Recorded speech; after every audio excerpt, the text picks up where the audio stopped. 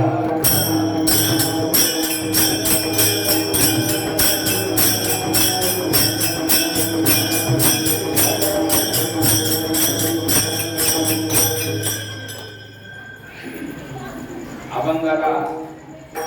विचाराने भावार्थ करण्यापूर्वी आपण प्रथेप्रमाणे जो पर्याय करायचा असतो पर्याय असा की आदिनाथ विश्वेश्वर भगवान जे मंदिर आहे देवस्थान या देवस्थानाजवळ जवळजवळ 35-36 वर्ष या ठिकाणी अखंड हरिनाम सप्ताह व देवाची अखंड सेवा चालू असते। या मंदिराचं जसं आपण बघतो कोल्हापूरच्या भागात कुर्तीचे आखाडे कुर्तीचे फळ त्या फळातनं अनेक वर्षापासून चांगले चांगले उत्तम ऑलिम्पिक पर्यंत गेलेले असे कुस्तीपटू तयार केले। तसं माझ्या दृष्टीने की मी जेव्हा बघतो तेव्हा मला असं वाटतं की हे जे मंदिर या ठिकाणी अनेक कीर्तनकार अनेक पकवाद वादक अनेक टाळकरी अनेक उत्तम गायक असे या ठिकाणी निर्माण केलेले आहेत। तर म्हणजे माझा आणि कीर्तनाचा दुरून पण संबंध नव्हता, पण आबांसारखे माझ्या आबांसारखे जी संगत जे आजचा आपला अभंगाचा मेन विषय तो विषय मी जगलेलो संत जनांची भेटी म्हणजे मला असे संत जन भेटले आबांनी मला पोट धरून या ठिकाणी आणलं मला टाळा वाजवायला शिकवलं हरिपाठाच्या माध्यमातून काकड्याच्या माध्यमातून गोडी निर्माण झाली मग हे सर्व माझे जोडीदारांच्या प्रोत्साहनाने मी गेल्या वर्षभरापासून कीर्तनाला सुरुवात केलेली आहे आणि तुमच्या सगळ्यांची साथ असल्यामुळे माझा प्रत्येक वेळेला कीर्तनामध्ये मला कधी कीर्तन पडू दिला तुम्ही लोकांनी मला एक राहते तुमच्या सर्वांचा मी या ठिकाणी आभार मानतो। त्याचप्रमाणे काही दिवसापूर्वी जसं आपण आता परत तो विषय जो की हरिजनांची भेटी म्हणजे ते प्रत्येक संतांमध्ये किती मोठेपणा असतो तो बघा।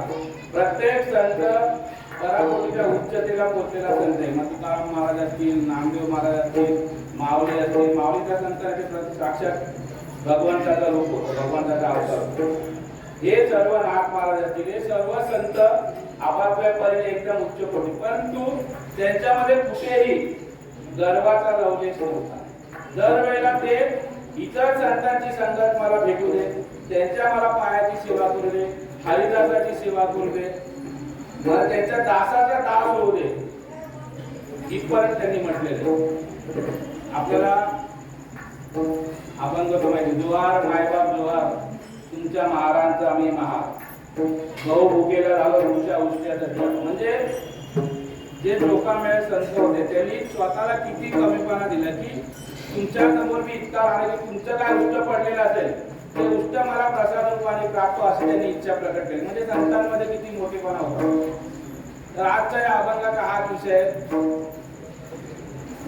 अभंग मागणीपर असल्या कारणाने साहजिक आहे की अभंगामध्ये महाराजांनी मागणी केलेली आहे पण जेव्हा मागणी हा विषय येतो तेव्हा दोन विषय असतात त्याच्यामध्ये एक तर मागणारा आणि दुसरा देणारा।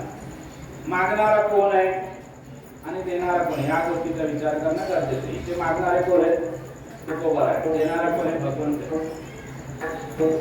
जेव्हा आपण हा विषय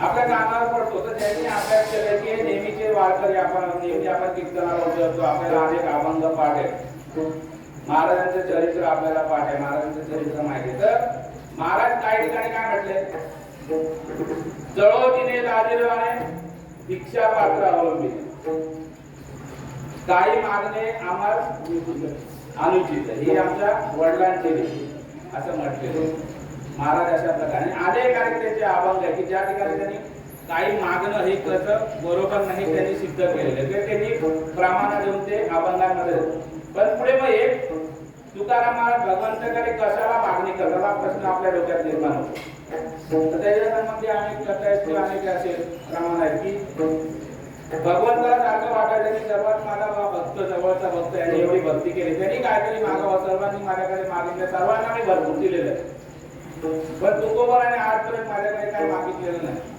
म्हणून भगवंत यांना आग्रह करतात की तुकोबारा तुम्ही काहीतरी मागा। माझा हा विषय होतो की मागणारा कोण आहे मागणारा किती ताकदीचा आहे मागणारा किती वजनदार आहे। तर मागणारा किती वजनदार आहे जर आपण विचार करायला गेलो तर ज्या रामेश्वर भट्टांनी आयुष्यभर महाराजांचा विरोध केला, तुकोबारायांना अक्षरशः असं म्हटलं जातं की त्यांनी म्हणजे जिनं त्यांचं दुर्बल करून टाकलेलं. अशा रामेश्वर भट्टांनी शेवटी काय म्हटलेलं आहे, धन्य तुकोबा समर्थ हे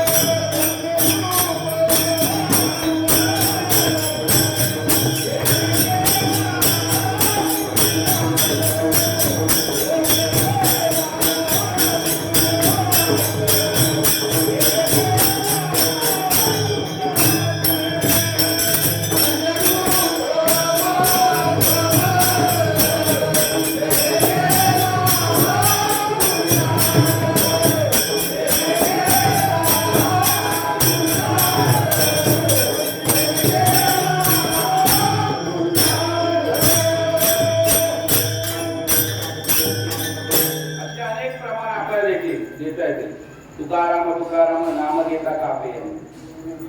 एका ठिकाणी काय म्हटलेलं, तुका स्वामी पूर्ण ब्रह्म प्रकाशी जळी रक्षिले निर्जीवका, असे महिमा वर्णन केले. निळोबारायचे निळोबाराय तुकाराम महाराज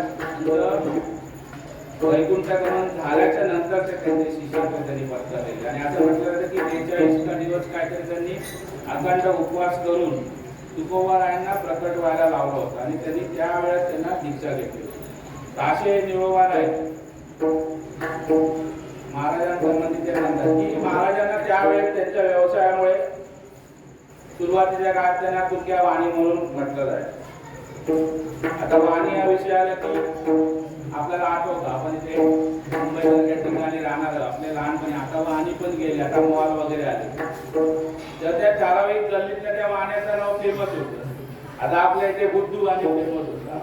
आता तो वयाने भरपूर मोठा होता, पण एखादा ह्याच्यासारखा लहान मुलगा गेला ना तरी ते त्याला असं बोलायचं, हे बुद्धू वाणी, हे अमुक अमुक दे. म्हणजे त्या वाण्याला बरेच लोक किती लाखोपती असेल, त्या टायमाला ते लोक सदन होते पैशाने आर्थिक दृष्टीने, पण तरी पण त्याला वाणी म्हणून हिनवलं जातं.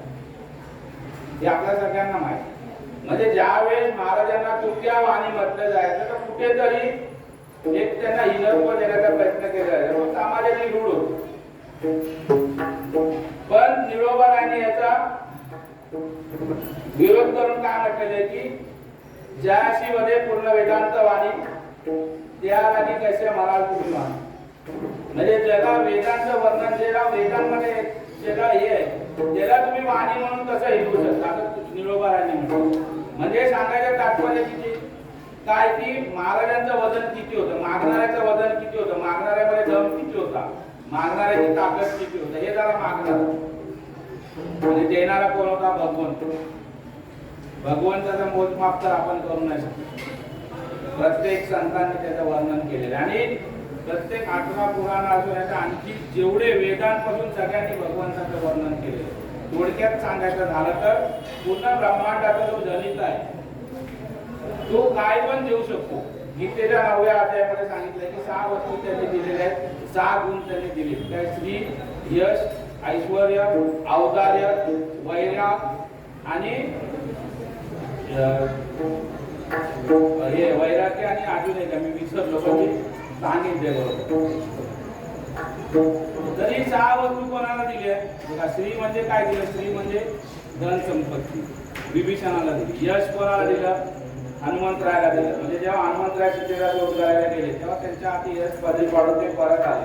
यश अवतार्य कोणाला दिलं? कर्णाला दिलं. कर्णाकडे अवतार्याला तो होतं. बाकी सर्व जे होतं जे धन संपत्ती आणि ते सगळं युद्ध जिंकल्यावर, महाभारताचं युद्ध जिंकल्यावर जे काय त्यांना जे काय होतं ते सर्व भगवंत घेऊ शकले असते की राम स्वतः लंकेचं राज्य घेऊ शकले असते, पण त्यांनी घेतलं नाही. अर्जुनाला वैराग्य कोणाला दिलं? शुक मुनींना. शुकाचा अर्थ पूर्ण वैराग्य. आज पण वैराग्याचं जेव्हा वर्णन केलं जातं तर वैराग्याच्या दृष्टिकोनातून आपल्याला पण असं उदाहरण द्यायचं झालं तर आपण शुक मुनीचं नाव. ऐश्वर्याच्या बाबतीत जास्त भगवान किती त्यागी गोष्टी करत बघा. एक मुठी पोळ्यासाठी सुदाम्याला पूर्ण गाव घेऊन येतात. असे जे 6 गुण त्यांनी जे भगवंतांकडे तो ज्याच्याकडे तो धारण करतो हे गुण तो किती ताकदीचा असेल, ज्यांनी ब्रह्मांड निर्माण केलं तो किती ताकदीचा हात देणार. म्हणजे महाराज ज्याच्याकडे मागतात ते बरोबर योग्य त्या ठिकाणी मागतात. खरं तर मागणीचे पण अनेक प्रकार असतात. जेव्हा जग निर्माण आहे जगामध्ये जीव आणि संत हे दोन जाती. जीव म्हणजे तुम्ही आम्ही आपण आणि संत आपल्यापेक्षा वेगळे असतात. जीवाची मागणी जीवाच्या गरजा वेगळ्या असतील आणि संतांच्या गरजा संतांची मागणी वेगळी असते. जीव म्हणजे तुम्ही आम्ही काय मागणार. आज देखील आपण जेव्हा मंदिरात जातो किंवा एखाद्या संतांचं दर्शन घेतो किंवा आपण तीर्थक्षेत्राच्या ठिकाणी जातो तर आपण काय मागणी करतो की बाबा माझ्या घर परिवाराला सुखी ठेव, किंवा एखादा भाव मला खटला असेल कोर्टात जातो माझ्या बाजूने होऊ दे, माझ्या मुलाला परमनंट नोकरी लागू दे, अमुक अमुक मला चांगला जावई मिळू दे, मला चांगली सून मिळू दे. हे इथपर्यंत आपल्या मागण्या सीमित असतात. आजच्या जगात कोण असा नाही की मला मोक्ष प्राप्त होऊ दे किंवा मला भगवंताची प्राप्ती होऊ दे असं कोण मागेल काय. पण ते मागणी जे आपली आहे ते आपण जीवामध्ये नव्हतो. पण संतांच्या मागण्या वेगळ्या असतात. संतांनी जे काय मागितलेलं संत कशासाठी मागतात? संबंध जगाचं कल्याण व्हावं.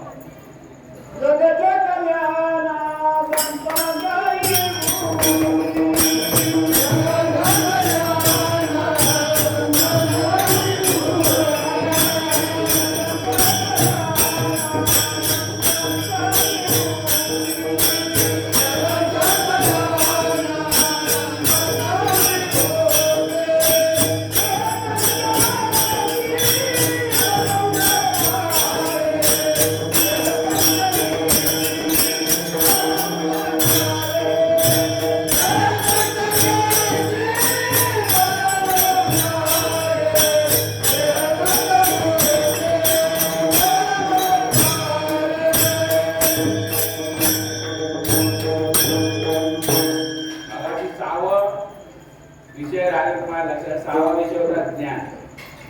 ज्ञान कोणाला दिलं? ब्रह्माला दिलं. अंतरूपी ब्रह्मा उपदेशी श्रीहरी. संपूर्ण जेवढं ज्ञान होतं भगवंतानी निरपेक्ष बुद्धीने म्हणजे भगवंतानी सगळ्या माझ्याकडे काय मला ठेवायचं नाही, सगळं जे काय माझं आहे ते तुमचं आहे. म्हणजे जो 6 गुण देतो भगवंतानी माऊलीने त्याचं वर्णन केलं तोच पूर्ण भगवंत. हे 6 गुण त्याच्याकडे आणि या 6 गुणांचं उजळून सगळ्या भक्तांना देतो, भक्तांना दान करतो. गुण म्हणजे भगवंताची ताकद किती होती. 6वा गोष्ट मागायची ज्ञान म्हणून लक्षात ठेव. या 6 गोष्टी जे त्याच्याकडे तो भगवंत. तर भगवंताने वारंवार आग्रह केला की तुकोबर आहे काहीतरी मागा, तुकोबर आहे काहीतरी मागा. जेव्हा तुकोबर आहे काहीच मागायला तयार नव्हते. कारण का आपल्याला माहिती आहे महाराजांनी शिवाजी महाराजांनी एवढ्या नजरांना पाठवलेला ज्यांनी परत केलं आणि त्या ठिकाणी त्यांनी अभंगाची रचना केली. आम्ही तेने सुखी मला विठ्ठल विठ्ठल मुखी तुमचे येर विठ्ठल ते मज मृत्तिकेचा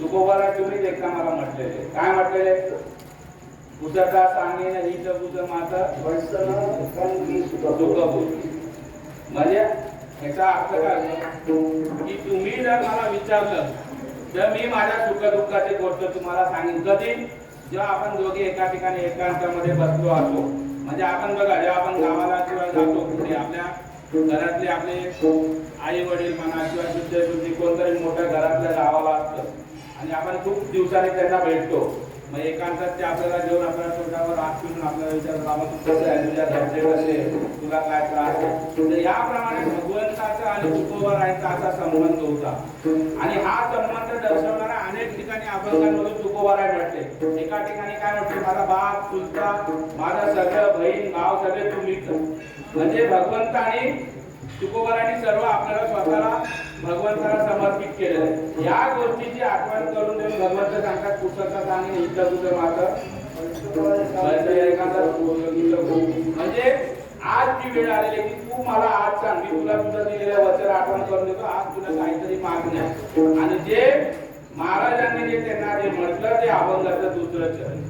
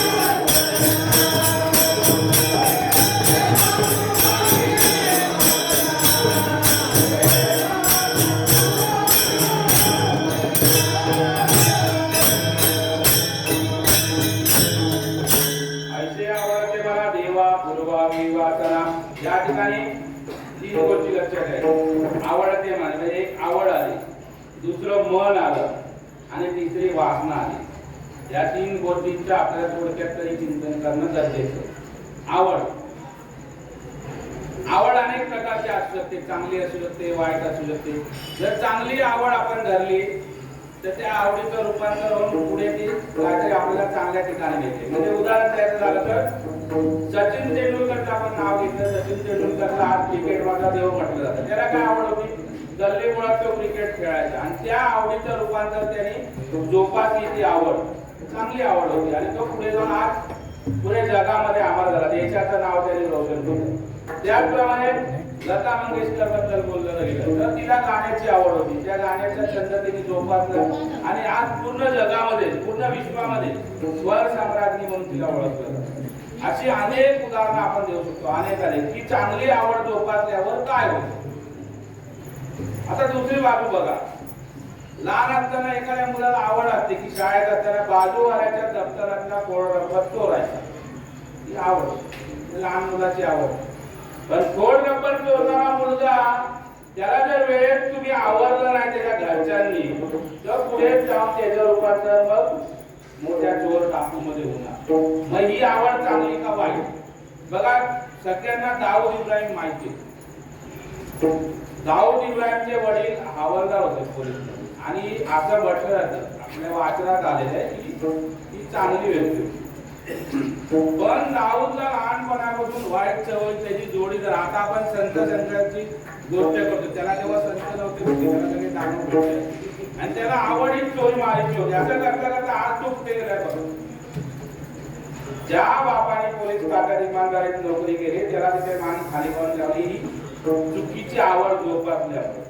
आज इथली लहान मुलं बघा, आता हा लहान मुलगा बाईंचा नातू आहे, ही जी लहान मुलं आज यांना आवड आहे म्हणून ते एक्स्ट्रा पकवान घेऊन इथे बसतात. म्हणजे ह्यांची जी आवड आहे पुढे ह्यांच्यामधून काहीतरी चांगलं निर्माण होणार आहे.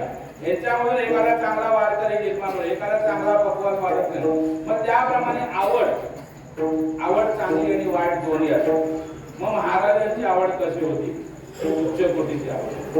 मनाची गोष्ट आपण केलं दरवेळेला आपण मन मन मन आणि बोलतो. पण जे शाळेत गेलेले ज्यांनी बायोलॉजी या विषय शिकलेले, शरीरशास्त्र ज्यांनी शिकलेले आहे, मला सांगा कुठेतरी मन नावाचा अवयव आहे का शरीरात आपल्या? कोणी बघितलंय का मन कसं असतं? मन ह्या तुम्ही शरीरामध्ये धातू रूपात तुम्ही दाखवू नाही शकत. शरीरामध्ये मन नावाचा अवयवच नाही. मग मनाचं वर्णन कसं करावं तर ते आपण करू शकत नाही. पण असं म्हटलं जातं की सगळ्या चांगल्या आणि वाईट गोष्टींना कारणीभूत मनच आहे. एखादा वाईट विचार पण मनातच येतो, चांगला विचार पण मनातच येतो. मन म्हणजे काय आहे? असं म्हणतात मन वायूच्या वेगाने धावतो. म्हणजे आता मी इथे येतो, मी अमेरिकेतली गोष्टीचा विचार करतो. चांगल्या पण गोष्टी मनात येतात, वाईट पण गोष्टी मनात येतात.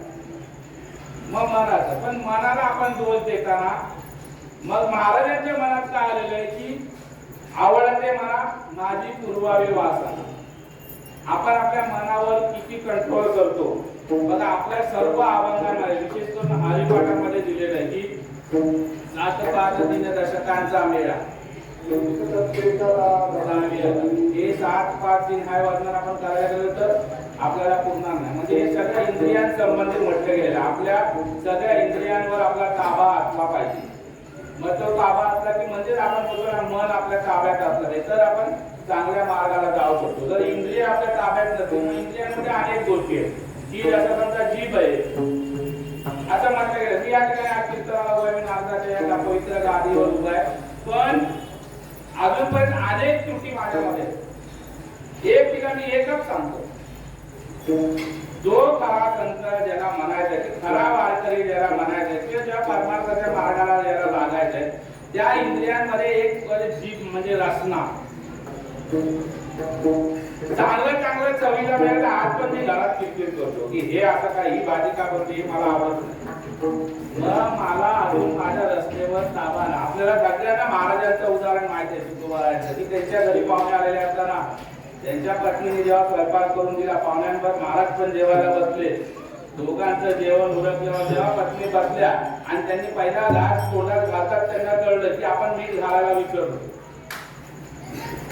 आता तुकाराम महाराजची पत्नी तुम्हाला माहिती तापट होती, त्या महाराजांना तडतड बोलता ठीक आहे पाहुणा विचारायला आधी बोलला नाही, पण तुम्हाला बोलता आलं नाही. तर महाराजांनी काय उत्तर दिलं?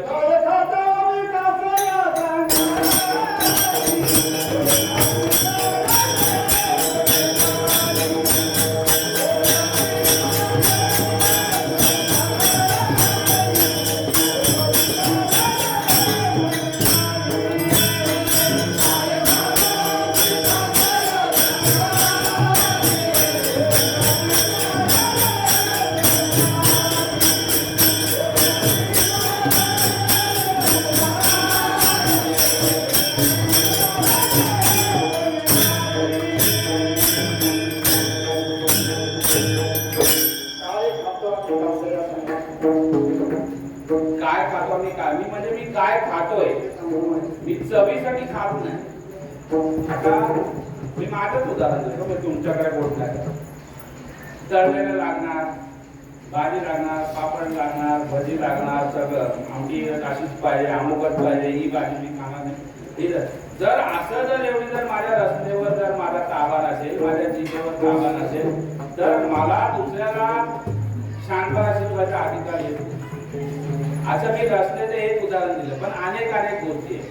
मग आपलं नाक हे पण एक इंद्रिय, आपलं डोळे पण. आपण महाराजांनीच म्हटलं घ्यावे घ्यावे म्हणजे गोड विठोबाचे नाम त्याच्यामध्ये गेली गेली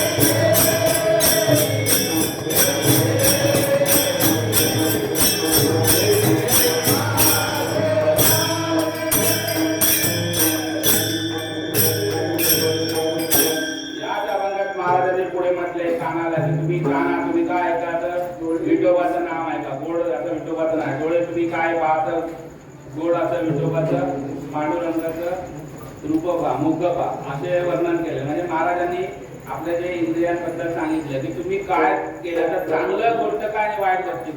आता पुढे आपण वासनेच्या बद्दल चिंतन करायचं तर वासना दोन प्रकारची असते, एक शुभ वासना आणि एक अशुभ वासना. शुभ वासना नेहमी चांगल्या ठिकाणी घेऊन जाणार आणि अशुभ वासना नेहमी आपल्याला खड्ड्यात पाडणार. दोन उदाहरणं आपल्याला सगळ्यांना परिचयाचे. पहिलं उदाहरण जर शुभ वासनेचं, सर्वात मूळ म्हणजे वासना म्हणजे काय आपण याचा विचार केला पाहिजे की जी गोष्ट एखादी केल्यानंतर त्याचे परिणाम काय घडतात हे माहीत असून पण आपण त्या मार्गाने जेव्हा जातो तर त्या गोष्टीला वासना म्हणतात.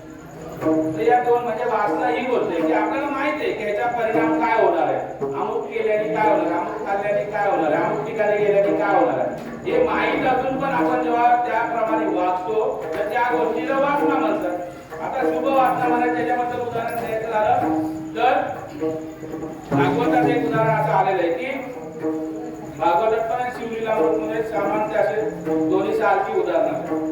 एक ब्राह्मणाचा मुलगा असतो, तो वाईट नादाला जातो, सगळं ब्राह्मण्य विसरून तो एका वेश्येच्या नादाला लागतो, वेश्येबरोबर संसार करतो, मांस भक्षण करतो आणि त्याला 11 मुलं होतात आणि शेवटी जेव्हा 80व्या वर्षी त्याला मृत्यू जवळ येतं त्याच्या काही दिवस आधी त्याला त्या जमान्यात पोरं 10-12 पोरं होत होती. तर त्यावेळेची गोष्ट आहे. त्याला शेवटचा मुलगा असतो 5-6 वर्षाचा मुलगा असतो, तो शेवटचा असल्याकारणे तो त्याचा खूप लाडका असतो आणि त्याचं नाव काय ठेवायचं तर त्याचं नाव ते नारायण म्हणून ठेवलं. आणि ह्या नारायणावर त्या म्हाताऱ्याची खूप इच्छा असते, त्याची म्हणजे प्रेम असतं, त्याची वासना त्याच्यावर जडलेली असते. आणि जेव्हा मृत्यूच्या जवळ येतो त्याला बाकी काय नसतं, त्याला हीच काळजी असते की माझा नारायणाचं काय होणार, याच्या पुढे माझा नारायण कसा जगेल. तर तो नारायण नारायण नारायण नारायण जो करत बसतो आणि जेव्हा त्याला थोड्या वेळाने मृत्यू येतो, मृत्यू आल्यावर त्याला यमदूत घ्यायला येतात. कारण का त्याने आयुष्यभर पापच केलेला असतं, मग निश्चितपणे त्याची जागा नरकात असते. तो नरकात त्याची जागा असल्याकारणे यमदूत त्याला घ्यायला येतात आणि यमाचा पास जेव्हा त्याच्या गळ्यात पडतो त्याच वेळी विष्णुदूत तुझे उभे राहतात आणि सांगतात की ह्याला तुम्ही निघू नाही शकत. तर यमराजाकडे कंप्लेंट, यमराज स्वतः येतात, विष्णुदूतांना बोलतात असं कसं तुमच्या आम्ही देवाच्या आदेशाने त्याला घेऊन यायचं संपलं म्हणून आम्ही घेऊन जातो आणि ह्याने आयुष्यभर पाप केलेलं आहे. परंतु शेवटी त्याची वासना नारायणावर होती.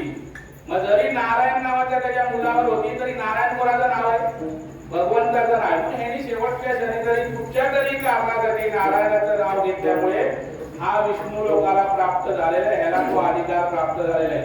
म्हणून शेवटच्या क्षणी का होईना त्याची शुभ वासना झाली आणि तो विष्णू लोकाला प्राप्त झाले. ही शुभ वासनेचं उदाहरण. दुसरं उदाहरण आपल्या सगळ्यांच्या परिचयाचे जडभरत राजाचं. जडभरत राजा त्यांनी अखंड ब्रह्मांडाचं राज्य जिंकलं होतं आणि खूप शूर होता. पण एक वेळ अशी आली की त्याला राज्यापासून त्याचं मन भरलं आणि त्याने विचार केला की आता हे मला वैभव, हे राज्य, हे सगळं मला नको, मी वनात जाऊन तपश्चर्या करेन. तपश्चर्या त्याने अनेक वर्ष केली, त्याला सिद्धी पण काही प्राप्त झाल्या आणि मुनी म्हणून त्यांचं नाव तिकडे प्रख्यात झालं. पण असं असताना एकदा त्यांना एक हरणाचं पिल्लू गावतं जंगलामध्ये आणि ब्राह्मणाचे मुनी असल्याकार त्यांच्या मनात खूप दया असते. लहानसं हरणाचं पाणच गोड असतं, आईपासून चुकलेलं असतं. मग त्या हरणाच्या पिल्लाला भरत राजाने जवळ केलं. आता तर त्याचं पालन पोषण झालं पाहिजे. जर मी त्याला असंच सोडलं तर त्याला एखादा वाघ, एखादा अस्वल खाऊन टाकेल. मग त्या भावनेने त्या अस्वलाच्या पिल्लाला ते घेऊन येतात आणि त्याला पालन पोषण करतात. कालांतराने काय होतं की त्या हरणाच्या पिल्लावर त्यांचा जीव इतका जडतो की त्यांचं जे नित्य नेम असतात, भगवंताचं नाम स्मरण करतात किंवा तपश्चर्या किंवा यज्ञ याग जे काय असतं त्याच्यामध्ये खंड पडू लागतो. त्यांच्या डोक्यात अखंड ते हरणाचं पिल्लूच असतं. असं करता करता ते हरणाचं पिल्लू काही थोडंसं मोठं होतं, काही वर्ष लोटतात आणि भरत राजाचा अंतकाळ नक्की घेऊन अंतकाळी देखील त्यांच्या डोक्यात ते हरणाच्या पिल्लाचाच विषय असतो. ते हरणाचं पिल्लू करता करता ते मृत्यूला गाठतात. त्यांची वासना त्या हरणाच्या पिल्लावर राहते आणि पुढच्या जन्मात त्यांना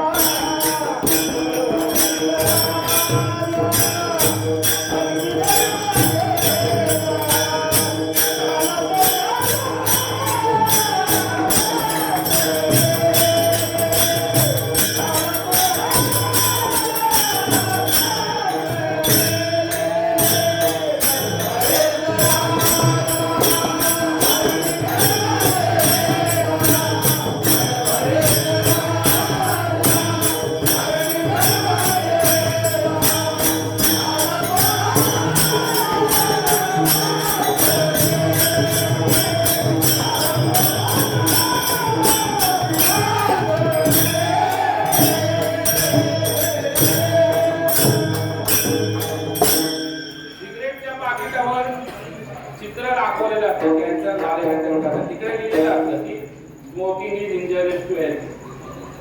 तंबाखूच्या पुढीवर लिहिलेलं असतं की तंबाखू तुमच्या आरोग्यासाठी घातक आहे. पण तरी पण सिगरेट पिणारा तंबाखू खाणारा सोडतो का सांगा मला. दारू पिल्यावर आपल्या आयुष्याचं वाटोळ होतं, जुगार खेळल्यावर आयुष्याचं वाढ हे माहीत असताना देखील या मार्गाला जाणारे लोक आहेत. दारू पिणं वाईट की चांगलं हे आपल्या कीर्तनाचा विषय नाही, पण वाचण्याला धरून आपण हे हा विषय आला.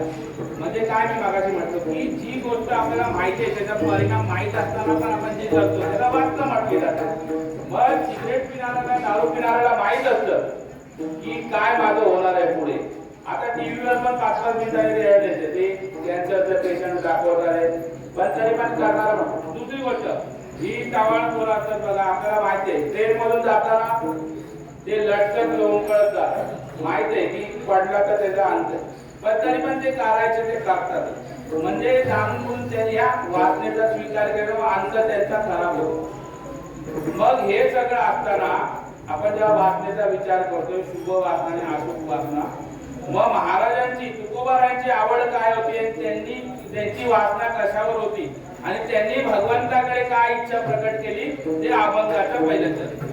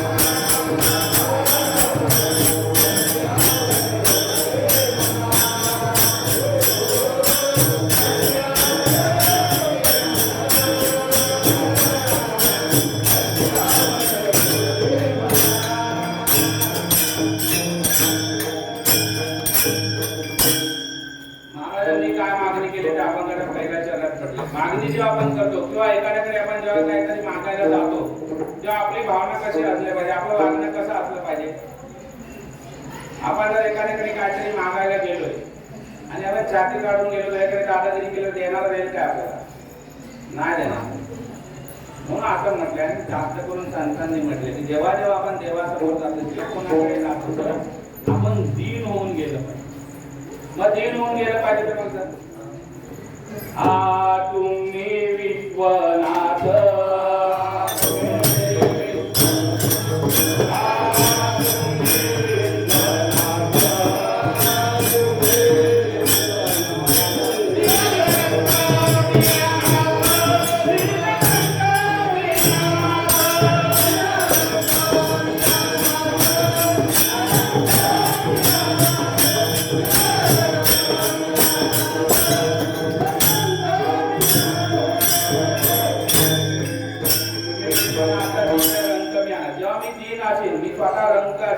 मी स्वतःला जरी नसलो तरी मला भासवू नये. मी गरीब नसलो माझ्यामध्ये लय मस्ती आहे पण तरी पण मी जेव्हा मागायला जाईन त्या मला एकदम गरीबासारखं केलं पाहिजे. पण संत कसे होते ते खरंच दिसपाना आज देखील तो नियम लागला. आपल्याला एखाद्या आपण नोकरीमध्ये आपल्याला वरिष्ठाकडनं रजा मागायला जायची किंवा आपण फॅक्टरीमध्ये कुठे कामाला आपल्याला रजा मागायची किंवा 1 तास लवकर जायचं तर आपण कसं म्हटलं पाहिजे 3 वर त्याच्याकडे हात जोडून बोलतो तो आपल्याला लवकर नाही तर बोलतो मग उद्यापासून येऊ शकतो कामावर. जर 3 रंग घ्यायला महाराजांनी 3 वर काय मागणी केली कुठेही मागणी केली की देव वशेची त्याची घडावी संगत. संगतीचा परिणाम चांगल्याची पण संगत असते वाईटाची पण संगत असते. संगतीचा परिणाम सांगणारी अनेक उदाहरणं हजारो वर्षापासून घडत आलेली. सगळ्यात जे चांगलं उदाहरण द्यायचं झालं की चांगल्या संगतीने काय होतं आणि वाईट संगतीने काय होतं हे जर आपल्याला वाचून सांगायचं झालं तर भीष्माचार्य, द्रोणाचार्य, कृपाचार्य, महारथी, कर्ण हे सगळे कसे होते म्हणजे हे त्या जमान्यातले हिरे होते. प्रत्येक जण आपापल्या विद्येमध्ये इतका निपुण होता की भीष्माचार्याने तर परशुरामाबरोबर युद्ध करून परशुरामाला जेरीस आणलं होतं. जो परशुराम जो साक्षात भगवंताचा अवतार आहे त्याला जर युद्धामध्ये जेरीस आणतो तो माणूस किती ताकदीचा असेल असे भीष्माचार्य होते. कृपाचार्य होते. कृपाचार्य जे 7 अमर आहे आज देखील आपण बोलतो सप्त चिरंजीव त्याच्यामध्ये कृपाचार्य देखील आहे. म्हणजे ते अमर होते म्हणजे किती मोठं त्यांचं वजन आहे किती मोठी ते त्यांची हे असेल की तरी संगतीमुळे त्यांना काय भोगावं लागलं. कर्ण म्हणजे अर्जुनापेक्षा 1 पाऊल पुढे गेलेला तो महारथी कर्ण म्हटलं जातं. पण त्यांनी संगत कोणाची धरली दुर्योधनाची. भीष्माचार्य, कृपाचार्य,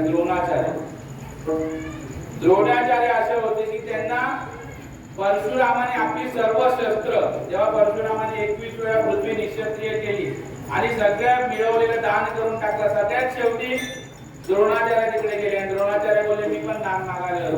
तर परशुरामाने काय सांगितलं की माझ्याकडे काही बोललेलं मी सगळं दान करून टाकलं. एवढं की माझी ही शस्त्र आहे ही एवढी ही तुला हवी तर घे. मग शेवटी ती शस्त्र द्रोणाचार्यांकडे आली आणि ही जे व्यक्ती आपण त्यांची नावं घेतो की एवढी मोठी लोक होती की त्यांचे आपण वर्णन पण करू शकत नाही. साक्षात भगवान श्रीकृष्ण परमात्मा भीष्माचार्यांचा अंत्यविधी करता थांबून राहिलेले आणि ते त्यांनी जाऊन तेव्हा भगवंतांनी त्यांना दर्शन दिलं तेव्हा त्यांचा अंत्यविधी पार पडला. त्यांनी शरशय्येवर युद्ध संपल्याच्या नंतर देखील अनेक दिवस ते इच्छा मरण त्यांच्याकडे वर होता. ते अनेक दिवस म्हणजे भगवंत त्याच्यासाठी धावत जातो म्हणजे ते किती तोडीची व्यक्ती असते. पण त्यांनी काय संगत कोणाची केली दुर्योधनाची केली. दुर्योधनाची केल्यामुळे आपण बोलतो ना चांगल्या घरचं अन्न खाल्लं तर चांगले संस्कार होतात. पण ह्या लोकांनी कोणाचं अन्न खाल्लेलं दुर्योधनाचं आणि धृतराष्ट्राचं अन्न खाल्ल्यामुळे ह्यांना नरकात जावं लागलं. ह्यांचं आज कोण नाव ठेवतो का सांगा. आपल्या मुलांची नाव आपण काय ठेवतो कृष्ण ठेवतो अर्जुन ठेवतो नकुल पण नाव. पण दुर्योधनाचं नाव कोणी ठेवलेलं बघितलं दुर्योधन किंवा दुःशासन नाव ठेवलेलं कोणी ऐकलंय नाही. कारण काय त्यांची वृत्ती कशी होती आणि त्यांची संगत ज्यांनी केली त्यांना काय गती प्राप्त झाली आपल्याला माहिती. तेच जर चांगलं आहे बघा विभीषण होता. विभीषणाने आपला जो सर्व 33 कोटी देवांना ज्यांनी बंदी बनवून ठेवलेलं आणि असं म्हणतात की नवग्रहाला त्यांनी पाते पडून त्यांनी पायऱ्यांवर झोपवून त्यांच्यावर तो चालायचा कोण रावण. अशा रावणाचा भाव असलेला विभीषण त्यांनी सर्व सत्तेला संपत्तीला लाथ मारून कुठे आला रामाकडे आला. म्हणजे त्याला माहिती होतं की ही संगत केली तर आपलं काय पुढे चांगलं होणार म्हणून त्यांनी चांगलं संगत केली. बोलत तुझं अन्न पण मला नको जर तुझं मी अन्न खाल्लं तर मला नरकाचा धनी व्हावा लागेल म्हणून तो कुठे आला. आणि जे मगाशी मी बोललो सप्त चिरंजीव त्याच्यामध्ये अजून एक चिरंजीव म्हणजे विभीषण. विभीषण या 7 चिरंजीवांमध्ये एक विभीषण.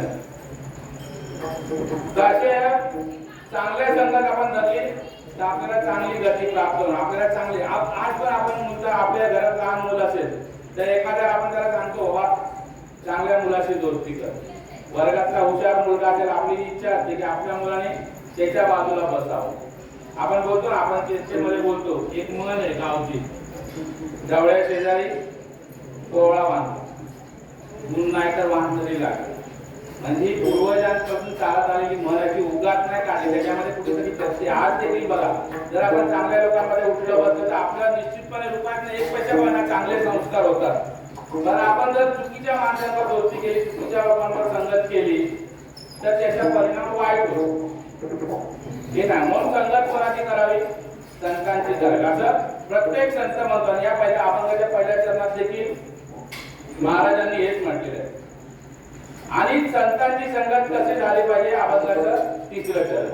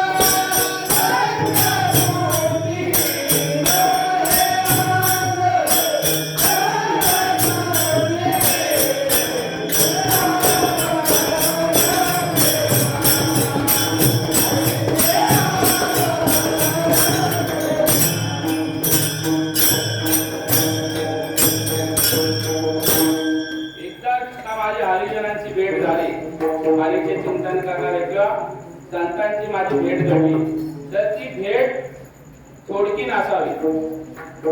ती माझ्या जीवनाच्या अंतरापर्यंत माझा त्यांचा सहवास घडतला माझी त्यांची दोस्ती किंवा माझा त्यांच्या बरोबरची जवळी ती शेवटपर्यंत असावी. त्यांच्यामध्ये कुठच्याही गोष्टीने तूट होऊ नये किंवा त्याच्यामध्ये फूट पडू नये असं जे आपण म्हणतो. तर बघा छोटच आहे की जनाबाईने जेव्हा तो अभंग रचला कुठला धुंद झाला तुझा गरबा त्याच्यामध्ये तिने भगवंतावर आरोप केले. सर्वात शेवटी तिने काय म्हटलंय की मला तुझे गुण माहितीये. मला तुझे गुण का माहितीये की तू जेव्हा जेव्हा अवतार घेतलास तेव्हा तेव्हा आम्ही सर्व संतांनी पण तुझ्या बरोबर अवतार घेतलेले आहे. म्हणजे संतांची इच्छा भगवंताने पुरवलेली आहे. जेवढे जेवढे संत झाले ते फक्त एका अवतारापुरती भगवंताबरोबर नव्हते. प्रत्येक वेळा आपण बोलतो ना जगद्गुरु तुझ्या अवतार नाम्याचं म्हणजे ते तुकाराम झाले त्याच्या आधी ते नामदेव होते त्याच्या आधी ते बोलले उद्धव म्हणजे हे लोक होते ना त्यापासून. असे प्रत्येक संत कुठच्या ना कुठच्या वेगवेगळ्या नावाने भगवंता बरोबर होते. म्हणजे भगवंताला देखील काळजी की ह्यांनी जी मागणी केलेली आहे हरिदासाची भेटी 9 अंगसंग होती. म्हणजे हा जरी जन्म संपला हा जरी अवतार संपला तर जेव्हा पुन्हा मी अवतार घेईन तेव्हा तुम्ही कुठच्या ना कुठच्या रूपात माझ्या बरोबर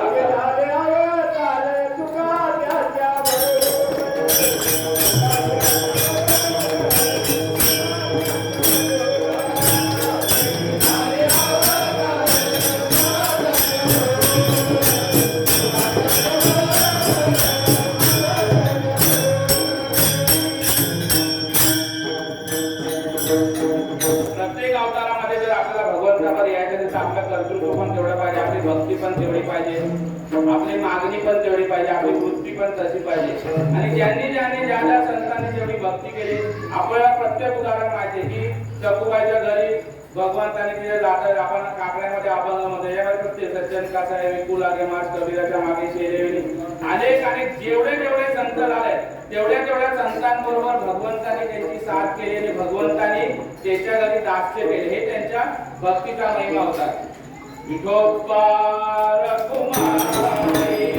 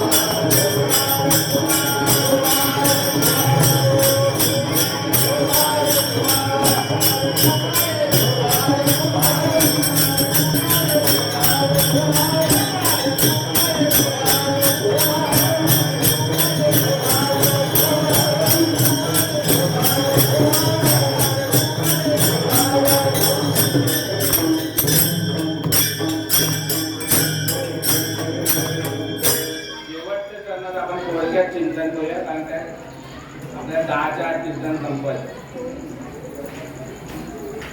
भगवंताने नवदेव दिला. भगवंताने जेव्हा सृष्टीची रचना केली त्यांनी अनेक जीव निर्माण केले. म्हणजे पशु पक्ष्यां किड्या मुंग्यांपासून ते मानवापासून 4 पायाचे 2 पायाचे सरपटणारे पाण्यात राहणारे अवतरणारे असे अनेक जीव त्यांनी निर्माण केले. पण असं म्हटलं जातं की याच्यामध्ये सर्वात जर श्रेष्ठ कुठचा असेल तर तो नरदेह.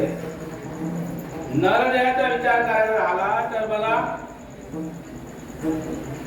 आपल्याला प्राप्त झालेल्या या देहाचा आपण वापर कसा करायचा ते आपल्यावर अवलंबून.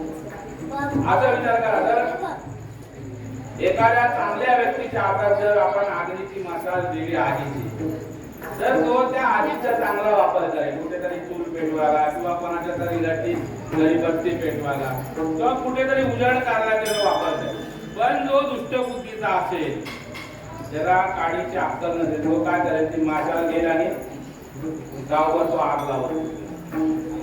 बघायला पिस्तूल जर आपल्याला दिलं, पोलिसांकडे पिस्तूल असतं, रोज संध्याकाळी घरी जाताना त्याच्या आतल्या गोळ्या असतात त्या काढून डिस्ट्रिक्ट हवालदार असतो. डिस्ट्रिक्ट हवालदारकडे त्या गोळ्या जमा कराव्या लागतात. समजा तुम्ही इन्स्पेक्टर आहेत सालेकर, यांनी आपले रिव्हॉल्वर खाली करायचे त्या 6 गोळ्या, मग त्यांच्या नावावर आहे 6 गोळ्या परत आले. मग उद्या सकाळी ते आले की परत त्यांना ते रिव्हॉल्वर ते घरी घेऊन जाऊ.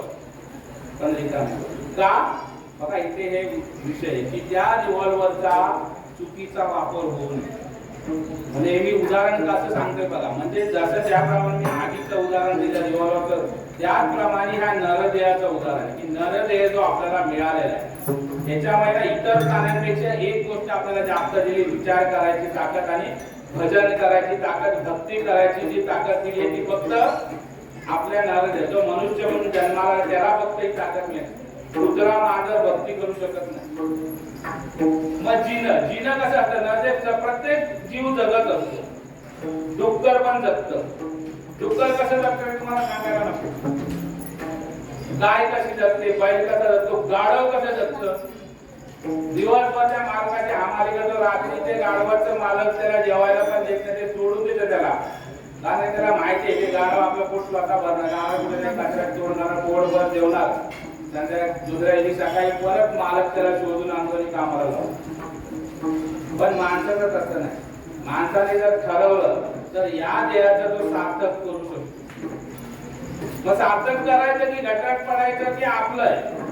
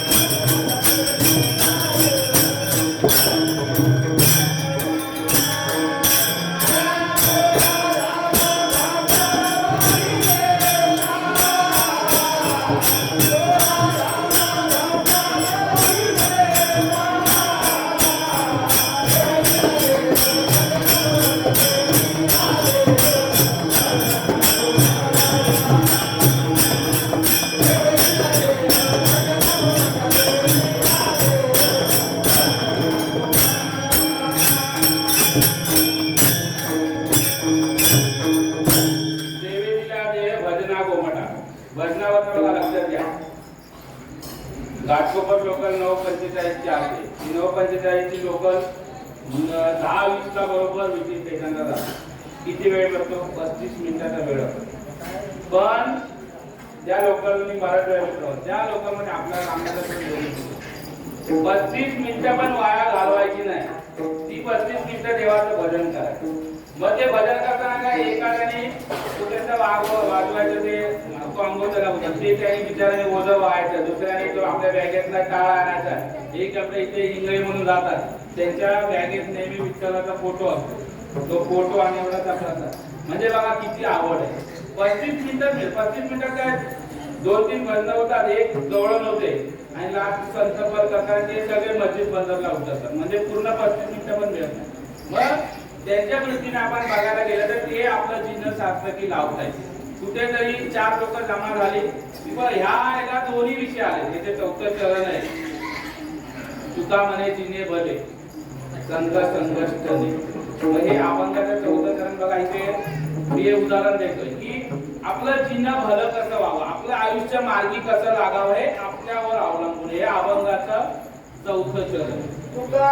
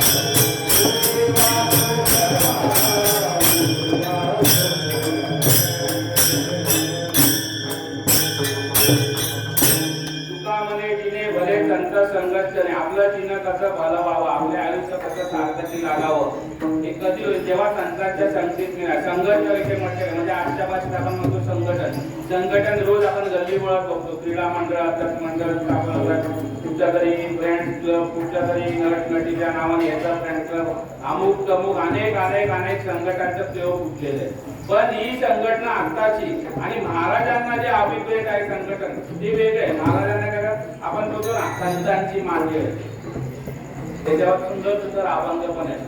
बिंदू माता गुरुवाळा दंगे गोपाळा हे गोपाळ कोण हे आपले सगळे जे आपण त्यांना भजन करतो ते सर्व संत.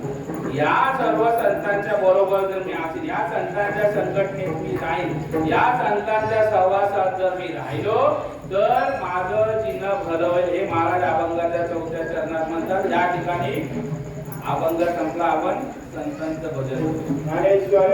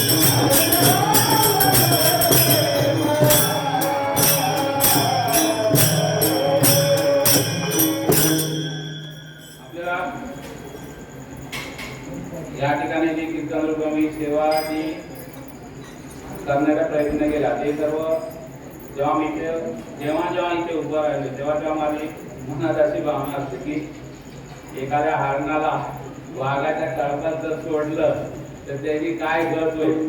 तिथे सगळे वाघ आहे लावून आणा. आपल्या तुमच्या लोकांचा परिचय खूप मोठे कीर्तन आहे. संपत बाबा हांडेच्या मेळ्यात आणि खूप ज्ञानी अशी व्यक्ती सगळे काय आपले सगळे लोक इथे मोठे म्हणजे मीच मला असं वाटतं मी बालवाडीतला विद्यार्थी मी आहे आणि तुम्ही लोकांनी मला मारून फुटकून किंवा माझ्या मस्तीमुळे मी ते उभं राहिलो आणि मला जसं केळकर गुरुजी आहेत खूप लोक आहेत. तुम्ही लोकांच्या सगळ्यांच्या प्रोत्साहनामुळे मी करू शकलो एवढं मी इथे या ठिकाणी नमूद करतो. शेवटी माझ्या मनात काय भावना असेल तर बघा असं आहे की माऊलींच्या बद्दल आपण म्हटलं ना की मद पामरा काय तोरपण पायाची वाहन पाय मी सर्व संतांच्या वाहनाच्या पण बरोबर एकदा नाही एवढं सांगतो. त्याचप्रमाणे आज या ठिकाणी आपल्याला अत्यंत दुःखाची एक गोष्ट घटना आपल्या ठिकाणी घडलेली ती अशी की आपल्यामध्ये लहानपणापासून या ठिकाणी मंदिराची अखंड सेवा करणारी हरिपाठ असो किंवा प्रत्येक गोष्टी धीरेने भाग घेणारी अगदी लहान होती तेव्हापासून तिने या ठिकाणी सेवा दिली व सर्वांना ती आमच्या सगळ्यांना मुलीसारखं प्रेम लावणारी अशी सविता बेंद्रे नावाची जी आपली मुलगी आहे ती आपल्याला या ठिकाणी सोडून गेलेली अल्पशा आजाराने 2-3 दिवसापूर्वी तिचा मृत्यू ओढवला. बघा कसं आहे आपण आता ज्या अपंगाचा विषय होता की दुःखामध्ये जिने भले संघर्ष झाले म्हणजे जीवनाचं जर सार्थक त्या मुलीने 6 महिन्यापूर्वी तिचं लग्न झालं म्हणजे तिला सुवासिनीचा मृत्यू आला. आपल्या दुःखाची गोष्ट एवढी की ह्यापुढे तिची आपल्याला कमतरता जाणवेल. जेव्हा कित्येक लोक इथे आपल्याला मोठी मोठी करून जयराम बाबा आहेत या दाई मुलगी ही आपली सविता झाली कित्येक जण या सर्वांचं संतोष सावंत जो इथे या ठिकाणी ज्या प्रत्येक गोष्टीत धावपळ करून याचा कार्यक्रम व्यवस्थित पार असे कित्येक लोक ही सगळी जेव्हा लोक आपल्याला सोडून जातात आपण काय करू नये फक्त एवढं आपल्या हातात असतं की जेव्हा जेव्हा आपल्याला संधी सापडेल तेव्हा तेव्हा त्यांचं नाव घ्यायचं आणि पांडुरंगाच्या प्रार्थना करायची की त्यांना उत्तम गती प्राप्त हो. त्यांनी जसं जीवनाचं सार्थक केलं आपलं देखील कुठेतरी जीवनाचं सार्थक एवढं सांगून मी माझ्या कीर्तन रूपी पूर्ण विराम